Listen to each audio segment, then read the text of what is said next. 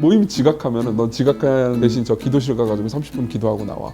와 하면서 기도를 막 했다가 갑자기 식어가면서 할 말이 없어진 경험을, 되게 삶이 고통스럽고 힘들면은 막 기도가 막 절로 쏟아져 나오고 눈물도 나오고 그러는데, 그냥 평안하면은 기도도 잘 안 하게 되고.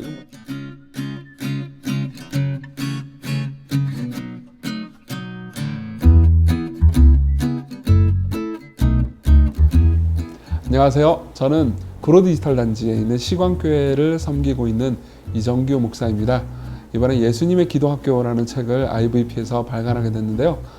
늘 암송하고 있는 주기도문 있죠? 그 주기도문을 한 절 한 절 해설해서 어떻게 하나님께 기도로 나아갈 수 있는지에 대해서 소개하는 책입니다.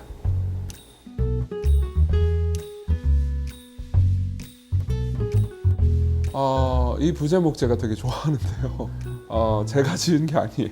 제가 지은 게 아니고 제 책을 편집하신 편집자님이 부제목을 제안을 해주셨는데, 제안을 듣고 나서 너무 좋았습니다. 왜냐하면 제가 진짜 하고 싶은 말을 이렇게 요약해 놓은 것 같았거든요. 저는 예전에 이제 기도하는 벌을 받은 적이 있거든요. 모임 지각하면은 넌 지각한 대신 저 기도실 가가지고 30분 기도하고 나와. 그러니까 이런 생각을 하면 기도가 자유라는 느낌이라기보다는 속박처럼 느껴지겠죠. 근데 우리가 기도를 하는 대상을 생각하잖아요. 그러면 기도가 사실 자유처럼 느껴집니다.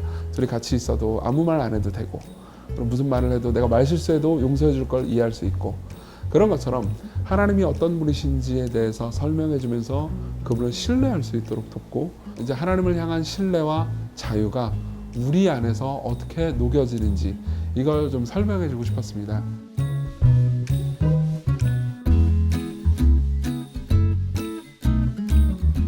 저는 오히려 좋은 기회라고도 생각해요. 모여가지고 막 음악 빵빵하게 나오고 주여 삼창 해주고, 그리고 막 기도 인도자가 막 앞에서 막 마이크에 입 바짝 대고 막 기도를 해야 좀 뜨겁게 기도하실 수 있는 분이 계실 거예요. 지금 이제 그렇게 하기 어렵잖아요. 오히려 이때야말로 진짜 기도를 배우기에 좋은 기회입니다. 우리 앞에서 주여 삼창 합시다. 그럼 마음이 되게 뜨거워지잖아요. 그래가지고 와 하면서 기도를 막 했다가 한 1, 2분 갑자기 식어가면서 할 말이 없어진 경험을 하신 적이 있지 않습니까? 그렇죠? 정말 많은 사람들이 그런 경험을 하는데요. 이게 사실은 그러니까 감정만을 가지고 뜨겁게 기도할 때 이런 일이 벌어지거든요. 오히려 깊이 있게 하나님이 어떤 분이신지, 그리고 그분이 우리가 어떤 방식으로 기도하라고 말씀하시는지 깊이 묵상하다 보면요, 마치 뚝배기가 뜨거워지듯이 서서히 감정이 올라오게 됩니다. 저는 이 책을 통해서 어떻게 그 기도의 과정이 이성을 통해서 뜨거워지는지를, 그 과정을 담으려고 노력을 했습니다. 그래서 한 챕터 한 챕터 읽으실 때마다 어떻게 내가 마음이 뜨거워져서 하나님께로 나아갈 수 있는지를 이성적으로 담으려고 했습니다. 물론 주여 삼창 나쁘다는 건 아닙니다. 여러분 이런 경험을 해보신지 모르겠는데요. 뭔가 그런 적 있잖아요. 막 되게 삶이 고통스럽고 힘들면은 막 기도가 막 절로 쏟아져 나오고 눈물도 나오고 그러는데, 삶이 그냥 평안하면은 그냥 기도도 잘 안 하게 되고, 이건 뭐 사실 좋은 건 아니죠. 좋은 건 아니지만 어쨌든 그렇습니다. 근데 우리를 생각해 보십시오. 이 주기도문을 보면 하늘에 계신 우리 아버지여라고 해서 내 아버지가 아니고 우리를 강조하잖아요. 그래서 내가 먹고 살 수 있다 하더라도 내 이웃이 충분히 일용할 양식을 누리지 못한다면은 우리의 기도는 아직 응답된 게 아니겠죠? 근데 여기서 이제 우리가 오해하지 말아야 되는 게 하나 있어요. 하나님께서 우리의 기도로 이걸 주셨잖아요. 나에 대한 거는 좀 하나님께서 안 들어주시지 않을까라는 오해를 가지기 쉽습니다. 근데 생각해 보세요.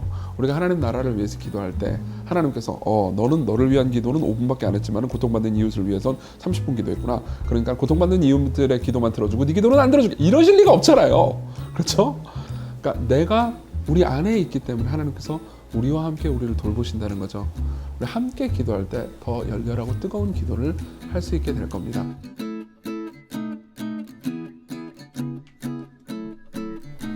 여러분 삶을 살다 보면은 기도 응답받지 못해가지고 좌절해 보신 경험 있죠? 근데 생각해 보시면 예수님도요, 기도를 거절당해 보신 경험이 있습니다. 그분이 겟세마네 동산에서 했던 기도를 한번 생각해 보세요. 그분은 이 잔을 내게서 옮겨달라고 3번이나 간절히 기도했습니다. 3번 기도했다는 말은 뭐 옮겨주세요, 옮겨주세요, 옮겨주세요 이 말이 아니에요. 정말 간절히 할 수 있는 최선을 다해서 힘쓰고 해서 원함을 간절히 올려드렸다는 거죠.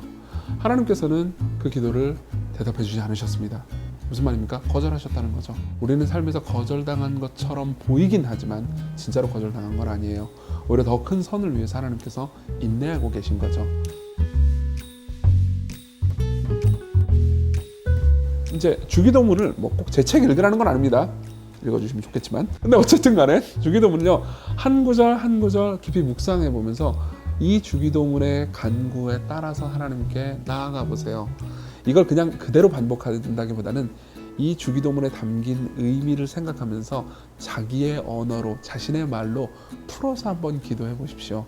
제가 이제 이 책에서 여러분들이 읽으면 느끼시겠지만은 모든 챕터마다 각 부분을 설명하고 어떻게 기도해야 되는지에 대해서 예시를 제시합니다. 그 기도를 사용하셔서 기도하셔도 좋고요.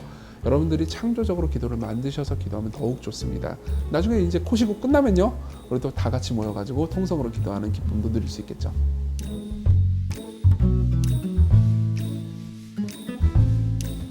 네, 책 많이 사주세요.